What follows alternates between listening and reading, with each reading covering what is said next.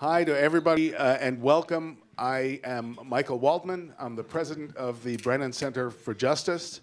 Thank you so much to all of you who are here. Thank you so much to the folks who are a few feet away in the overflow room. It's a good moment in the fight against corruption when it's standing room only. And this will, of course, is being live streamed and will be shown in a variety of ways to many audiences. Really grateful to all of you for being here.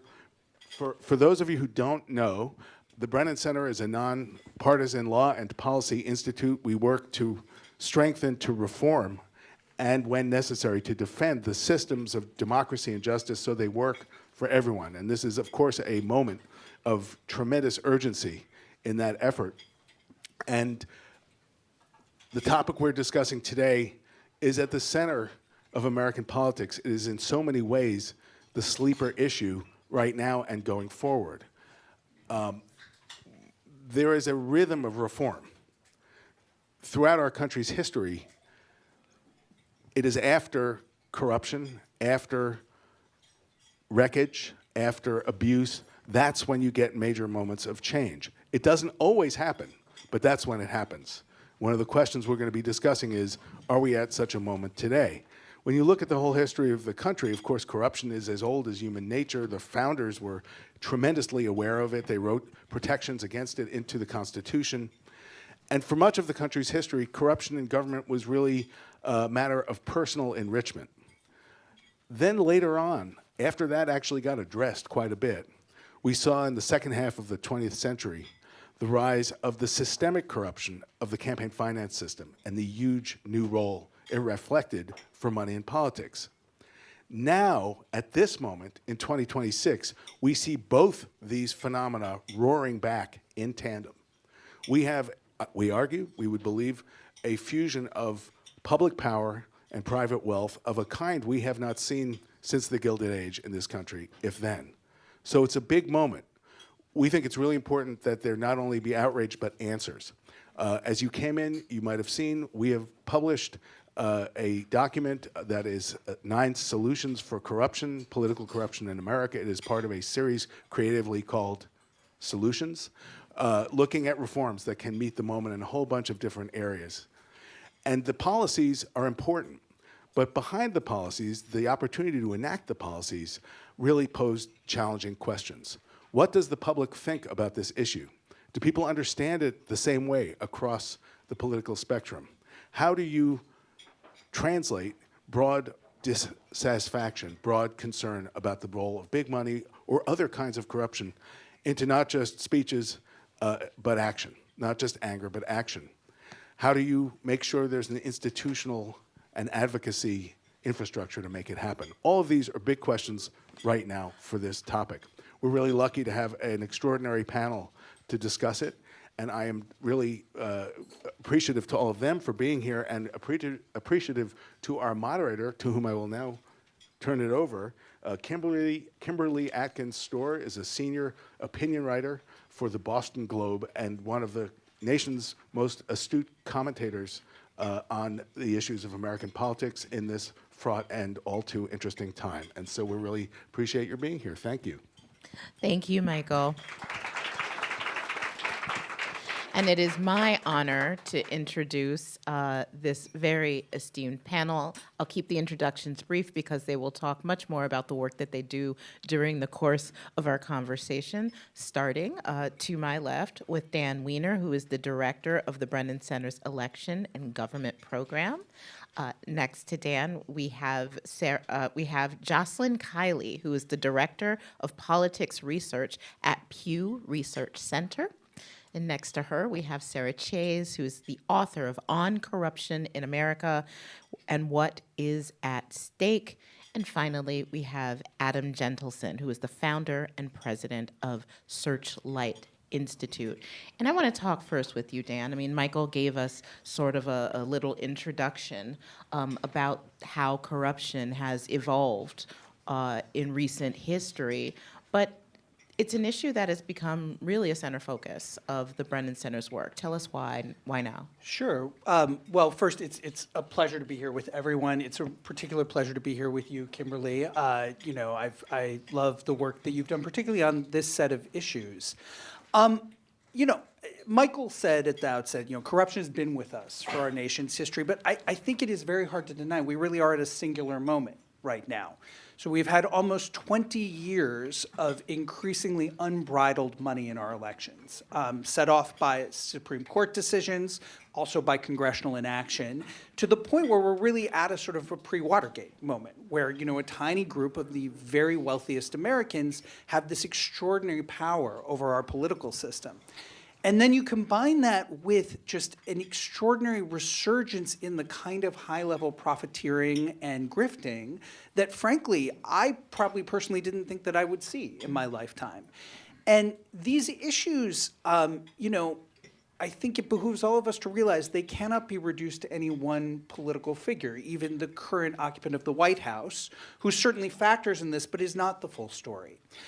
What worries me the most, and is why the Brennan Center has I think really chosen to focus on this, is I think it's a real moment of peril for our political system, and not just on partisan terms. So both parties should be focused on this. Corruption of the kind we are seeing breeds the sense on the part of so many Americans that the government is not working for them. And we have seen right now that trust in the federal government is far below where it was during Watergate. That creates a cycle of cynicism, of polarization, that actually, ironically, can sort of reinforce a culture of impunity amongst elites that reinforces then the cynicism and polarization and drives people to the extremes. So this is why I think this is one of the defining issues right now. The last thing I'll say, though, and Michael alluded to this, is, this is a moment of danger for our political system. It's also a moment of hope, right? This is how the cycles of reform and renewal happen in American politics. And I think back, particularly in some ways, to the progressive era, which followed the Gilded Age. It was not perfect by any means, but it involved a fundamental, I think, renegotiation of the American people's relationship with their own government.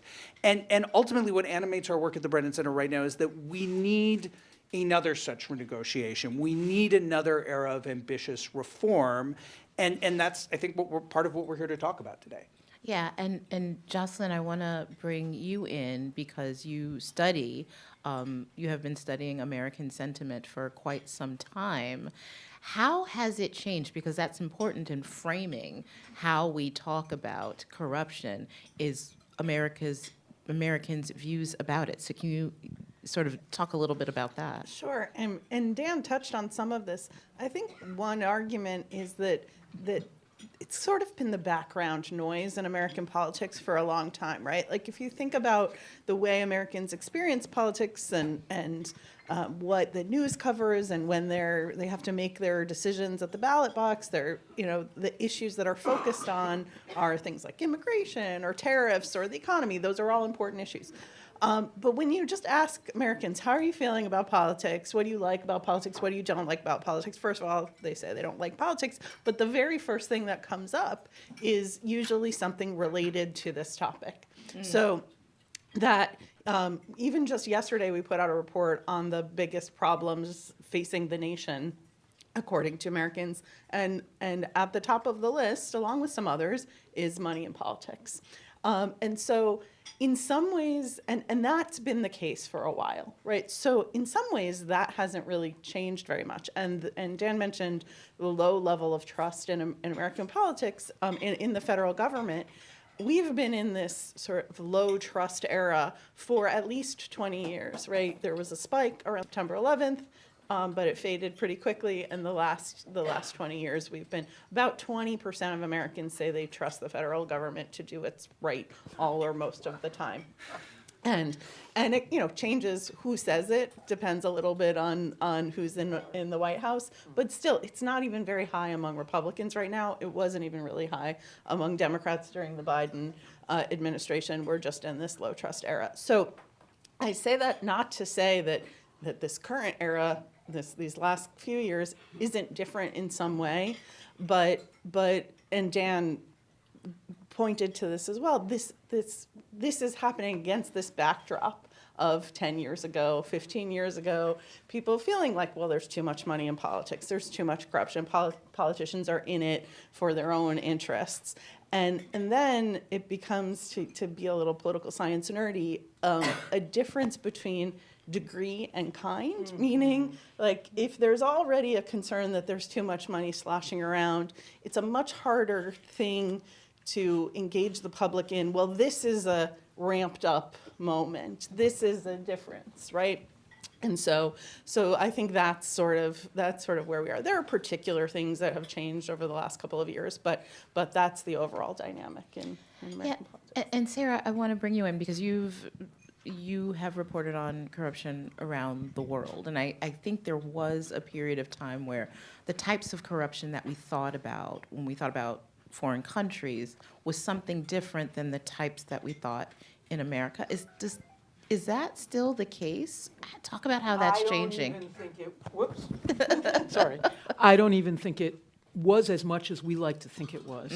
So I was pretty shocked. I did, this on corruption in America was just applying this very same analytical framework that I had applied to Nepal or Nigeria or whatever, Afghanistan, to us. And I'm like, whoa, this is amazing. And what I'd just like to go through a couple of the elements. One is the perpetrator that matters is not an individual, kind of, what's already been brought up.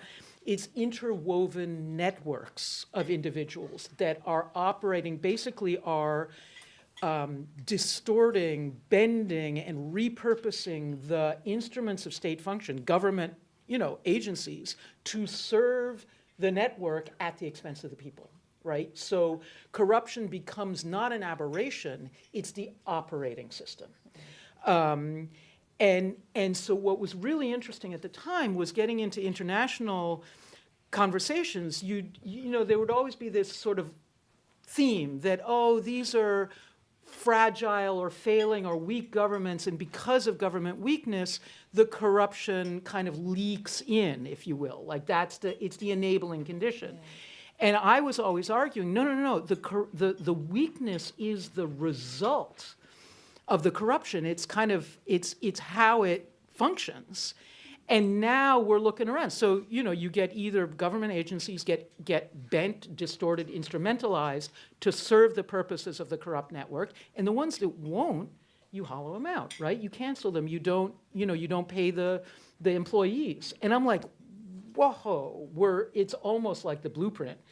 And then just the last thing I'd like to say is that in a way now, again, I very much subscribe to what both of you have been saying, is that this is not a single party and it's not just now, but there is a sort of, it's almost like the door got opened and now people are barging through. So, you've got the federal government, or this Justice Department, is writing checks on the federal treasury to the likes of Mike Flynn, who I used to work with in the military.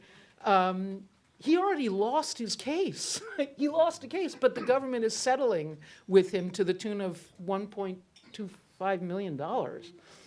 So, same and more. So there's got to be some sort of democratic solution to this, right? And that should come from the people who are in office or running for office. So Adam, if you were advising officials or candidates in this moment of either party, what do you think they ought to be saying to the American people about corruption?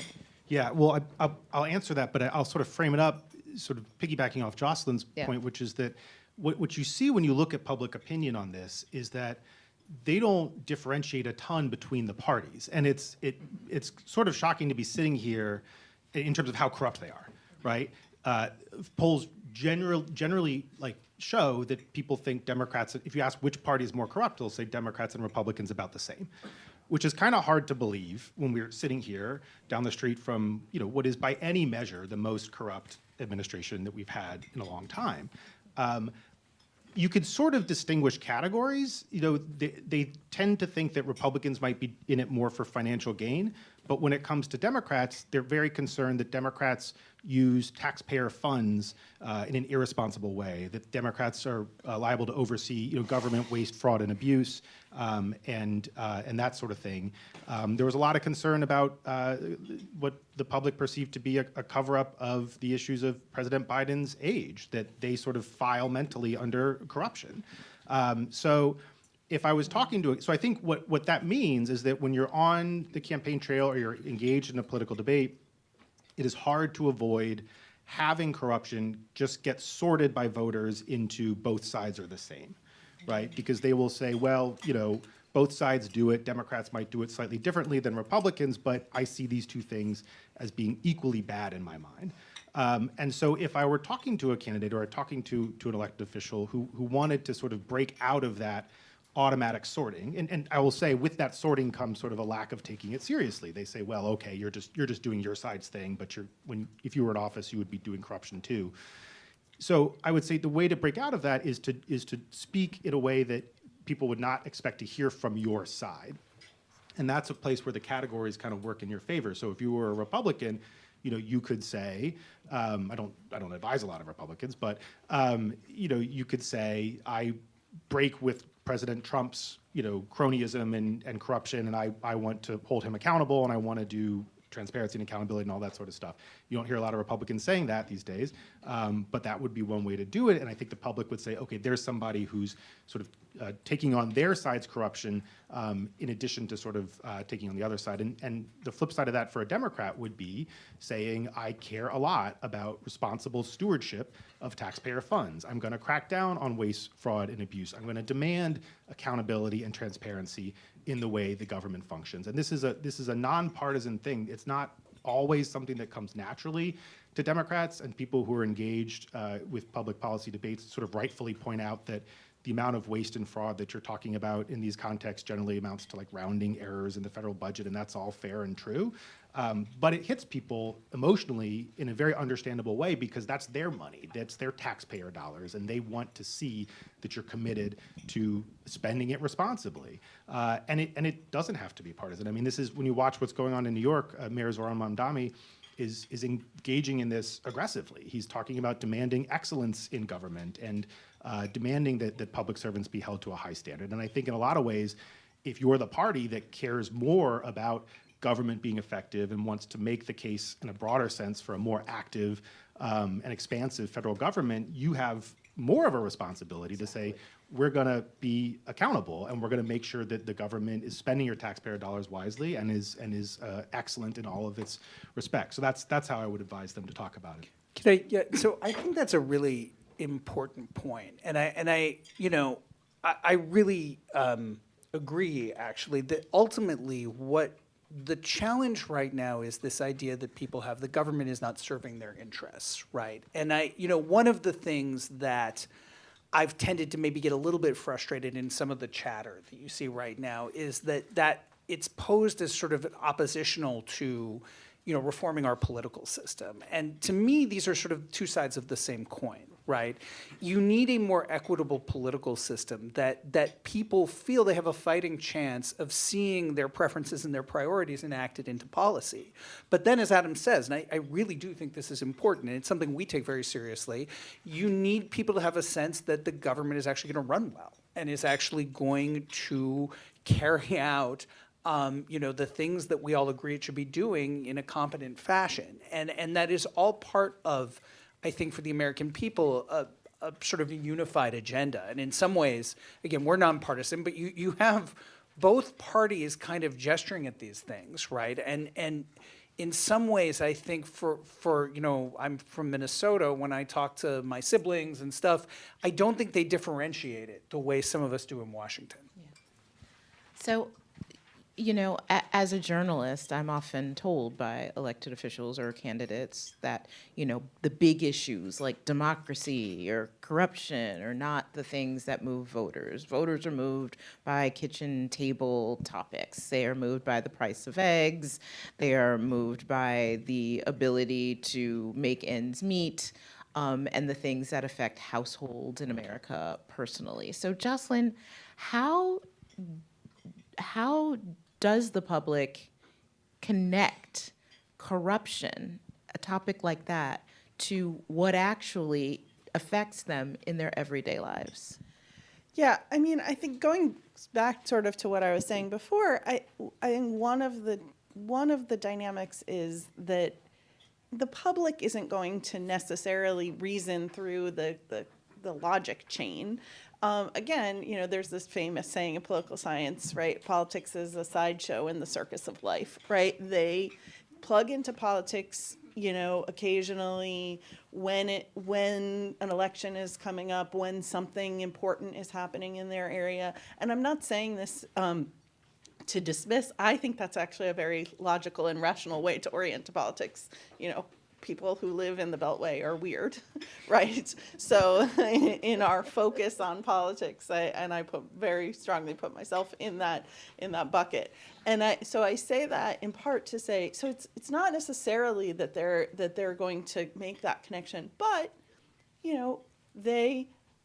when there are concerns about affordability and they see, why are gas prices going up? Why aren't my concerns being addressed, but the concerns of the big tech companies are being addressed, right? It lands that way. And it can have the effect of making people opt out of the system, which is part of the cycle that Dan was talking about before. And so, but that's, I think, the way that it lands. So another question that we tracked is how fair people think the economic system in this country is. And a surprisingly large number across the political spectrum say that it's not that fair. Now, there's a big gap between Republicans and Democrats. Democrats overwhelmingly say it's not fair. Republicans are more divided. But still, a large share of people say it's not fair. And so I think that's how it enters in. The immediate issue in an election might be affordability and the price of eggs. But again, I go back to it's kind of the static in the background, this money in politics and corruption. But that also makes it harder for those who are trying to address it to bring it forward, right? Yeah. Because it's a second order issue or a background issue rather than the first order. So. Yeah, Adam, talk a little bit more about that. Yeah, it's an intangible, and it's one of those things that's really difficult to capture with polling. Is do I trust you? When you are in the room as an elected official faced with a decision, are you going to make a decision that has my interests, the voters' interests in mind, or are you going to make a decision that has the network, the corrupt special interests, the cronies in mind? Whose side are you going to come down on when you're in that situation?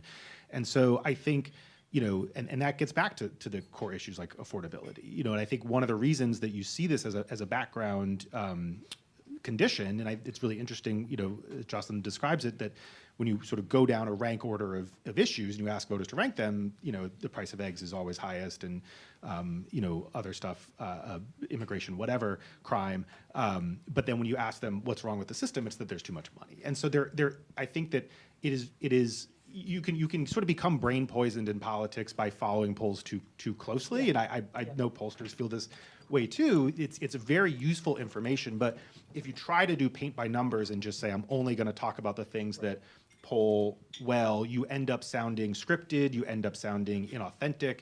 So there's this intangible element of, do I trust you? Do you seem like an authentic person? Do you seem like someone who has my best interests at heart? And that's where I think, having an aggressive push as an anti-corruption crusader can fill that out for voters. So they say, you seem like someone who's going to make the right decision for me, not a decision that's going to benefit the cronies and the special interests. But you need to signal that you're going to walk the walk, right? I mean, That's I think one the of key. the challenges is anti-corruption rhetoric versus action. Absolutely. And back to a theme, which is hold your own side, your own community, be it your political party, be it your family, be it your workplace, up to its highest standards and lead with that.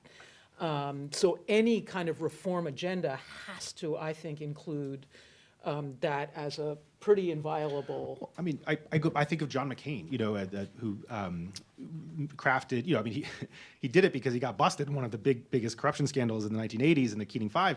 So this was sort of a conversion a latent career conversion for him to become an anti-corruption crusader. But, he did it by taking on the Bush administration. He did it by taking on his party. Campaign finance reform was not an issue that was popular with many Republicans. Mitch McConnell made his bones in the Republican Party by trying to throw open the gates of outside money as wide as possible as a Senate leader, and McCain was in his caucus, pushing back against that. So I think, to Sarah's point, doing it in a way that does take on your own side gives you that credibility that Right. that Dan was describing, to say, I will do this no matter who's in power. I'm not just going to listen to my side.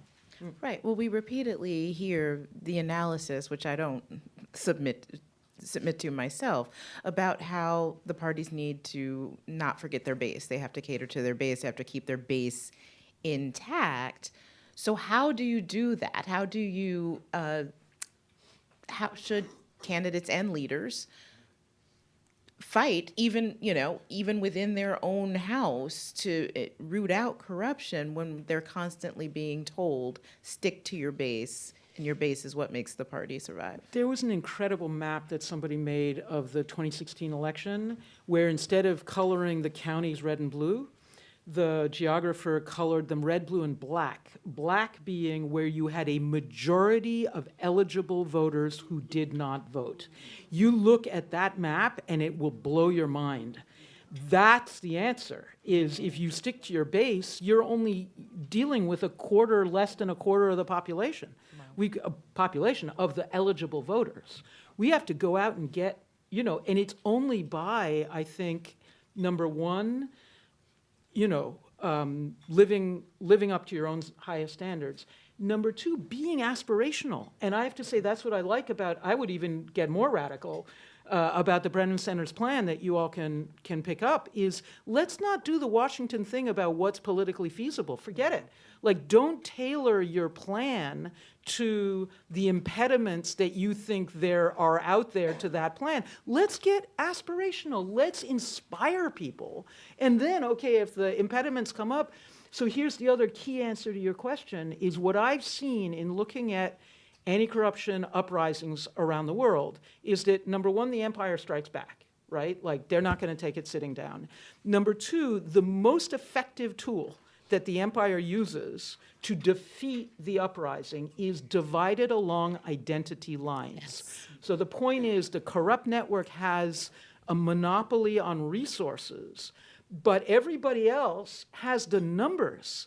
But the people in favor of integrity are just, they're basically disarming themselves by falling for the kind of, the polarization, by the, I'm going to do my base. So I'm going to pause there just for a moment to allow our panelists, myself included, to jump in on that very important point. But I just want to remind everyone in the room and everyone joining us virtually, this is last call to submit questions. We will get to questions at the end of this discussion. You can text them to 971-801-0271. Well, I was just going to say, this is where I come back to Zohran Mamdani. I mean, there's nobody doing this better on the Democratic side, I think, right now than Zohran. And I think, it just goes to show that it might not be Democrats it's not what they wake up in the morning necessarily thinking about. But, there's some issues where if you sort of go against your party, you do risk significant outrage from the base. But there's not a constituency for like lazy, for like waste in government. It's not sort of their natural instinct.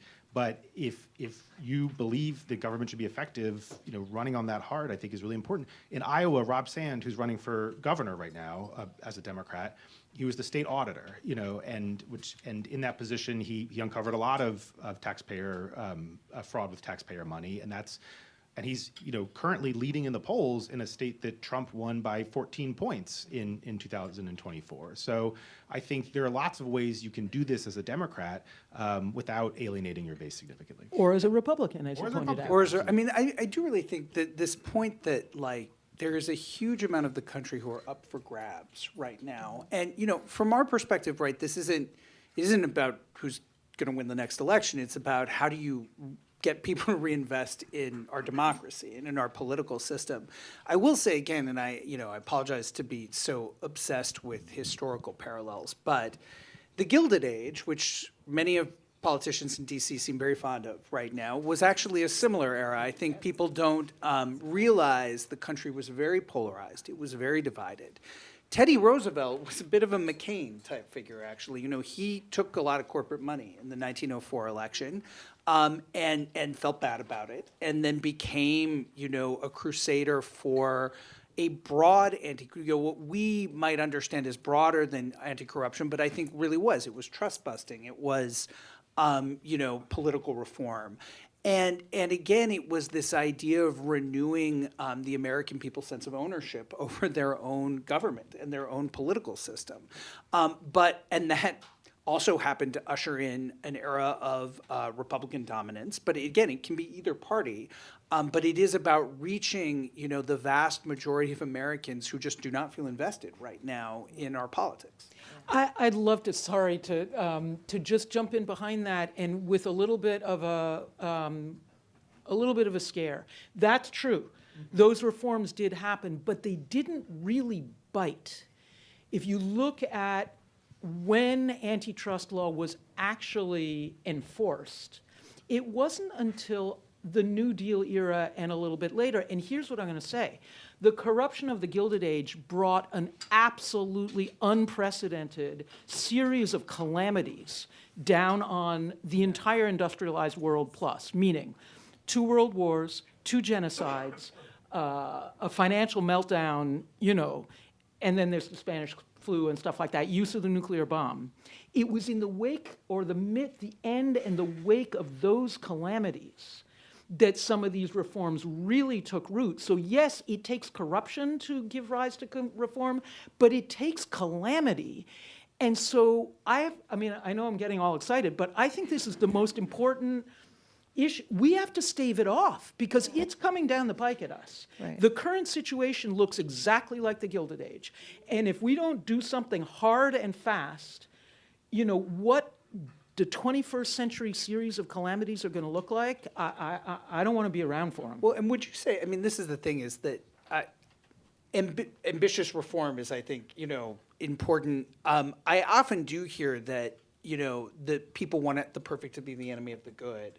One thing that concerns me, but that I hear you saying, and I agree, is that this is a multi-generational process, right? And, you know, they didn't necessarily realize all the promise of the reforms that they passed after the Gilded Age until the New Deal and later.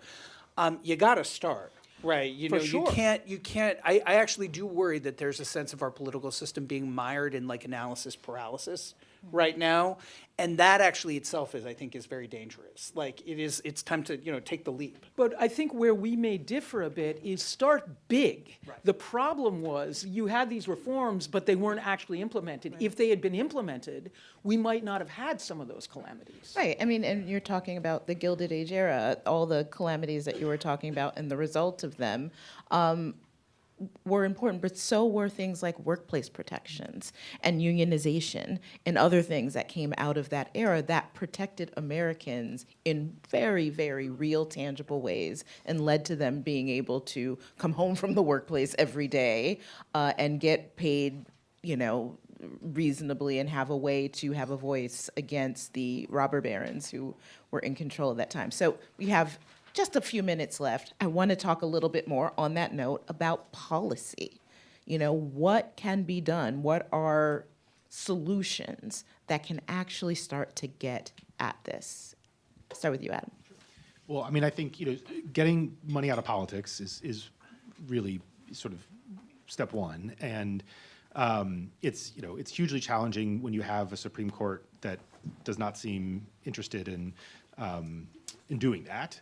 And so I think there's the sort of reforms themselves, and then there's how do you make them stick. And I think you have to look at that as much as the reforms. So, you know, getting something to sort of curtail the flood of money that's come into our system after Citizens United.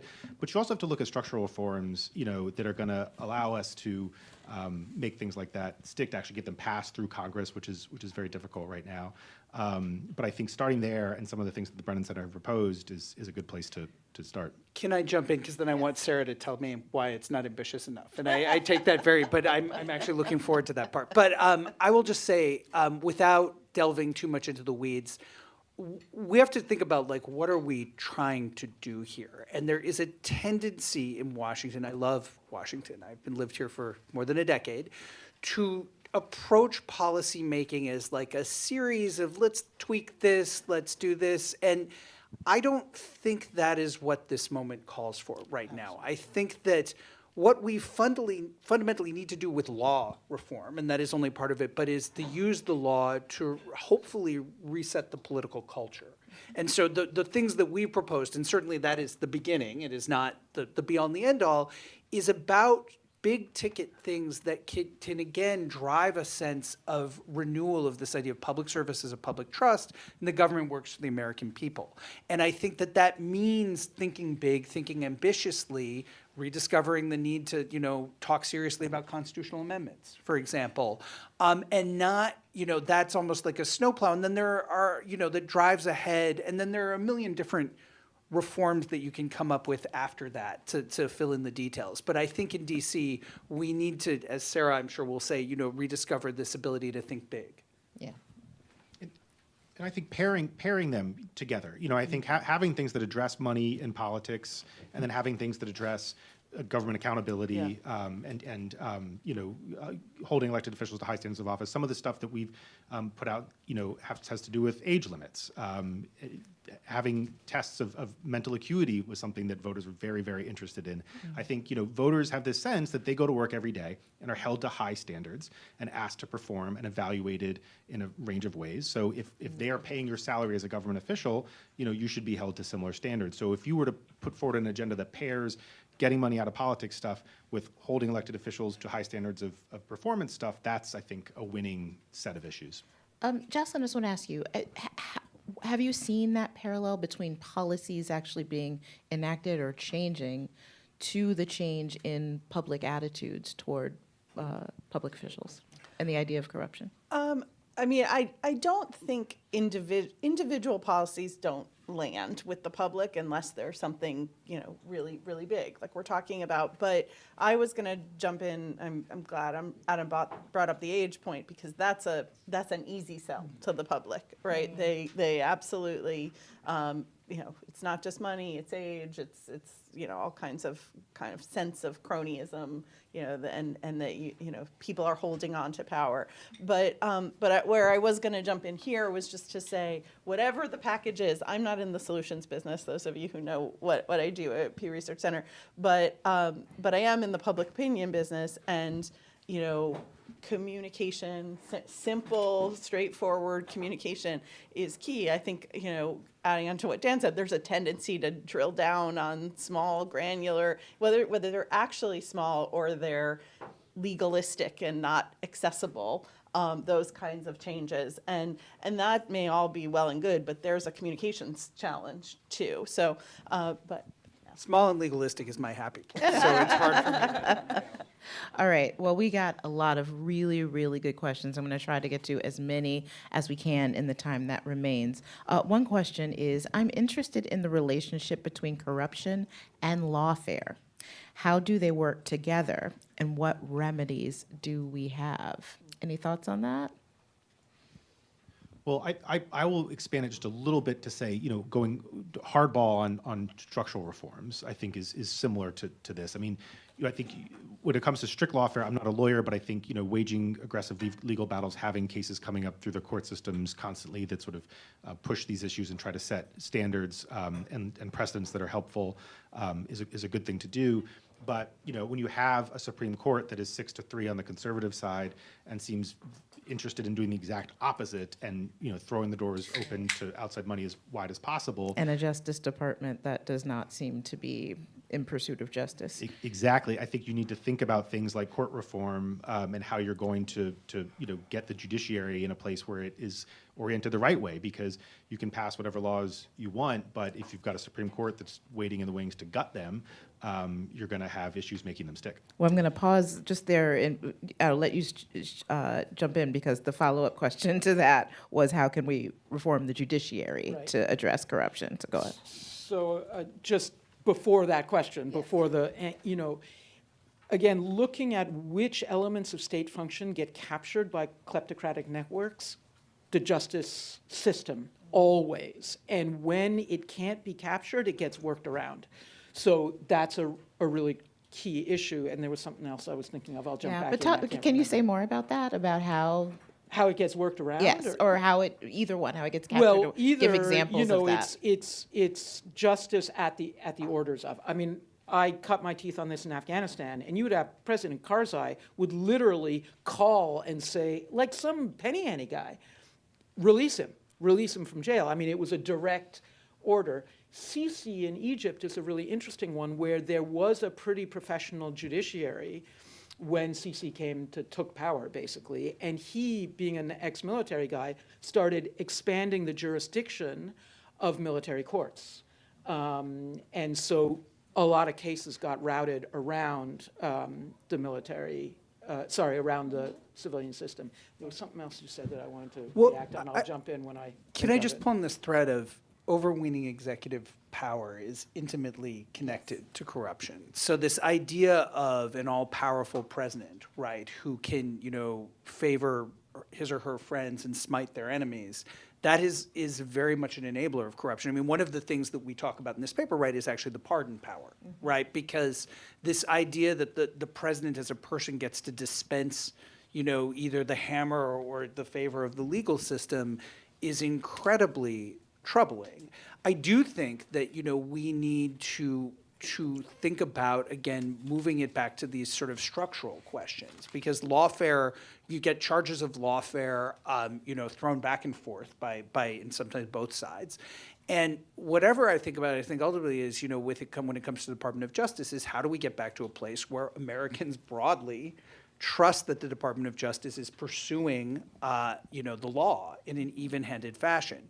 And that, again, I think you cannot just have the conversation about individual cases. You have to have the conversation about the structures of the government.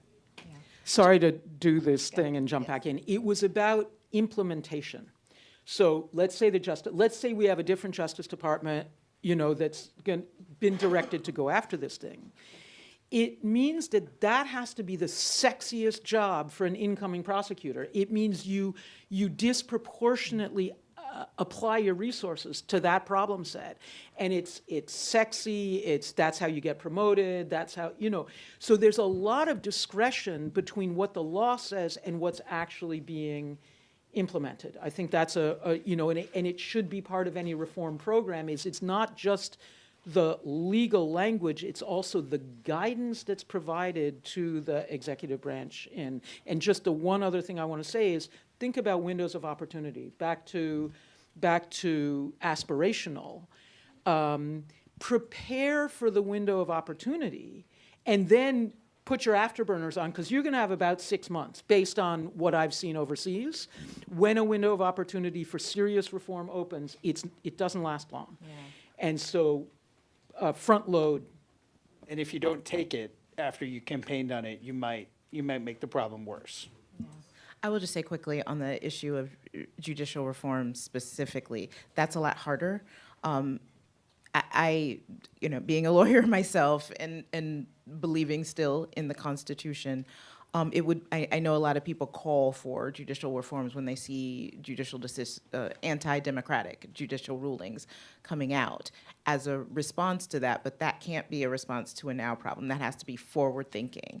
And I think one of the most effective ones would be term limits. We know that lifetime appointments were meant to insulate the judiciary from politics. That has not worked. That was an idea that the framers had that turned out was a bad one. So I think doing that, but that requires our elected officials to act in a way to come together and understand that will affect everyone, but again, you have a window. I think in that sense, you only have a certain windows where you can get people to come together and act in that way, and I've not seen that window open yet. All right, I want to get to more questions. One is, beyond policy reforms, how can we rebuild a commitment to integrity among elites and citizens, civic education, or other avenues?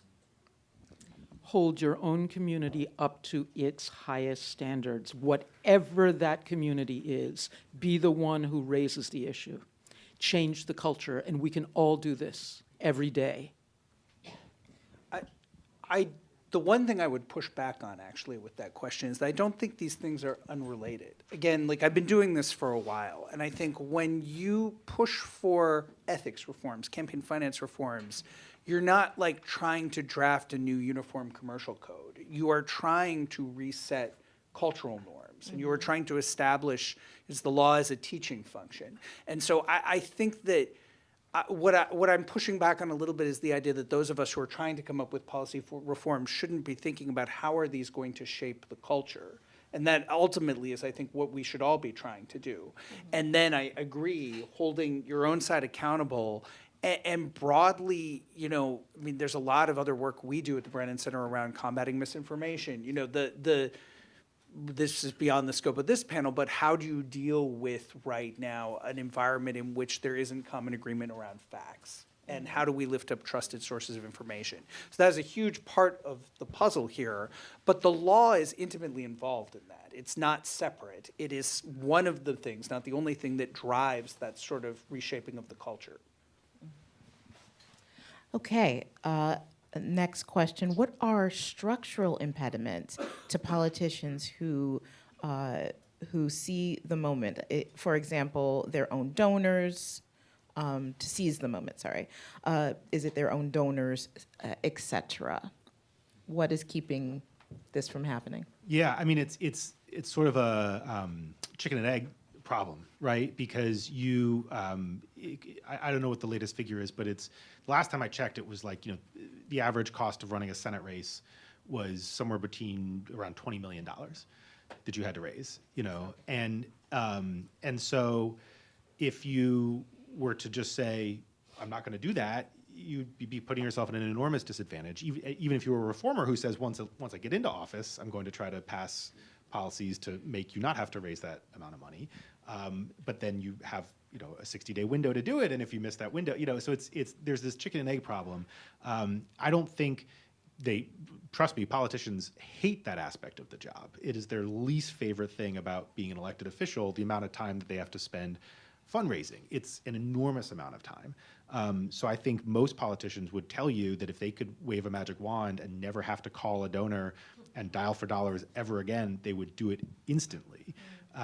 But you know, they also aren't going to unilaterally disarm and not have money to run TV ads or hire staff in their race. So I think you've got a really major chicken and egg problem here that just gets back to the imperative of saying if you get power and you have the opportunity, you really have to put on the afterburners, as Sarah said, and seize it. Is that in elections? Is that the only place where the donors are causing the problem, right? I mean, I'm thinking off the top of my head about a ballroom that's going to basically have corporate branding stamped on it. I mean, that's where I see a lot of the donor class problem rearing its head in politics today. I don't want to be nakedly partisan here, but I do think that's one where the well, problem I think if any, in my opinion, if any president of any party did that is out of bounds. Well, on the Democratic side, you have a lot of donors who fund good government groups on the left. That's just, it's sort of more of a core part of the philosophy, whereas on the right, the incentive is much more towards, you know, laissez-faire and more free markets and you know, Mitt Romney ran and said, you know, corporations are people too. So it's a philosophical difference that leads to behavioral differences in how your donors behave. So that's one where I would say that the donor problem is much more on the Republican side.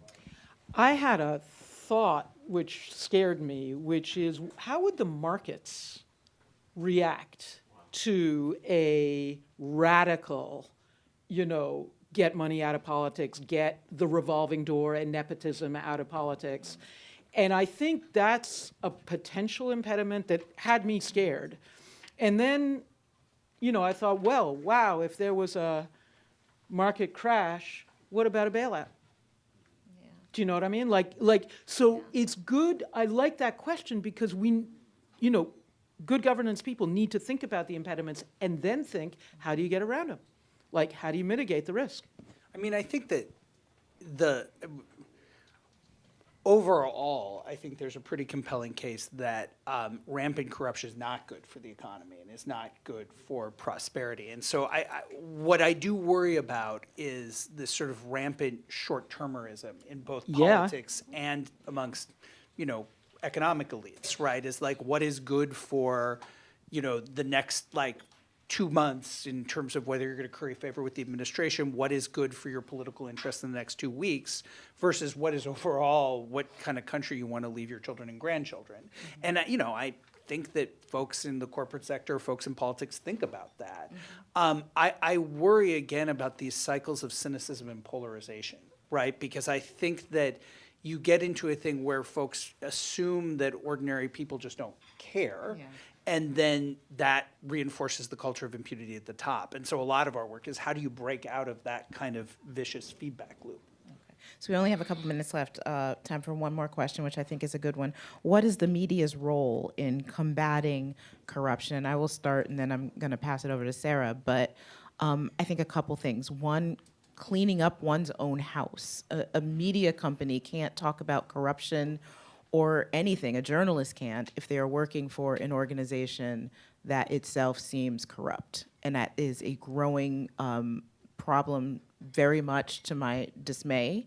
We are seeing news organizations really bow to the will of those in power, as opposed to remembering their audience and what they're there for, to be the fourth estate, to be a crucial pillar of our democracy, and to tell the truth. So, number one, clean up your own house. Number two, make these issues of corruption not seem amorphous. Make them not seem like big picture things that are impossible to wrap your arms around. Make your audience see how it does affect their everyday lives, how it does affect their everyday rights, and how it, in the end, when you have corrupt leaders in place, the very last thing they're going to be considering is the best interest of the people who are consuming the media that this journalist is putting out. So I think that is something that is woefully inadequate right now.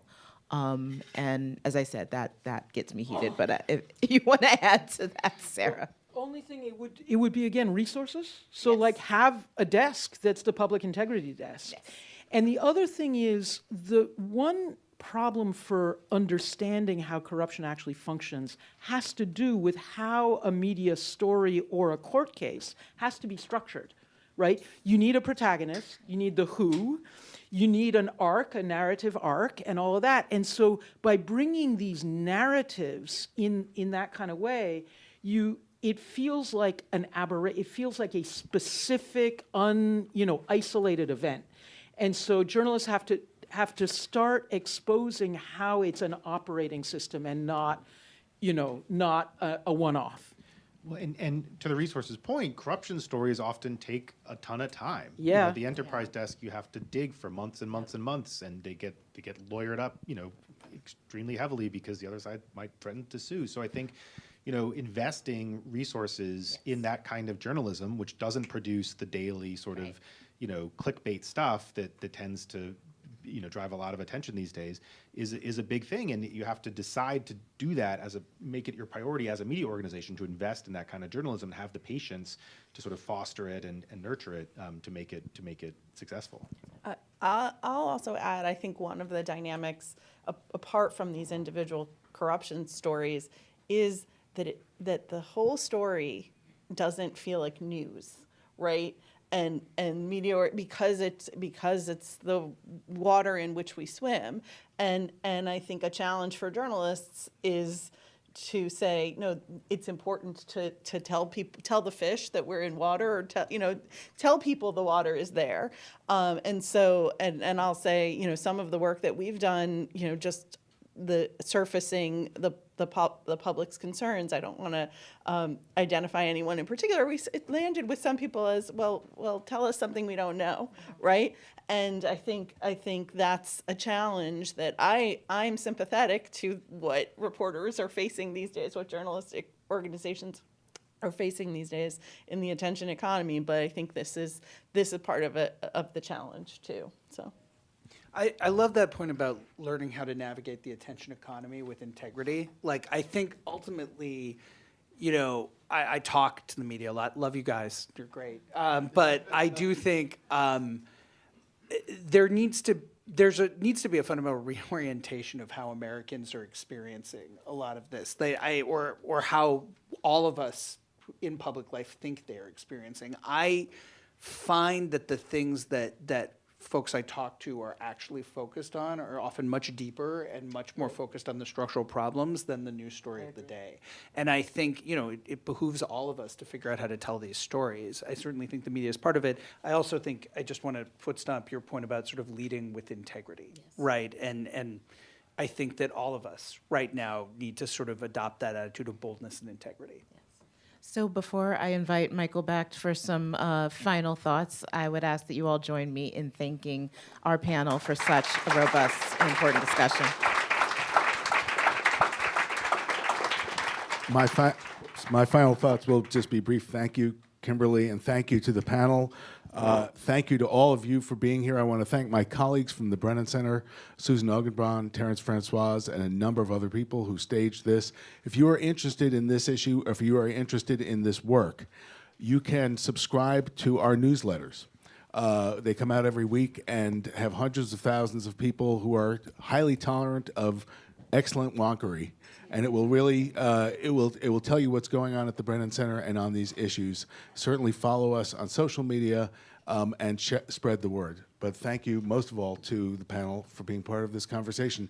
I do think that this is a moment. I think even though we know this is tell me something I don't know, to a greater degree than the people, we all feel that in one way or another, realize the public is ahead of us in understanding a crisis that is gathering in front of us. And so the chance we will have will be if we turn on the afterburners, as has been said. Thank you again.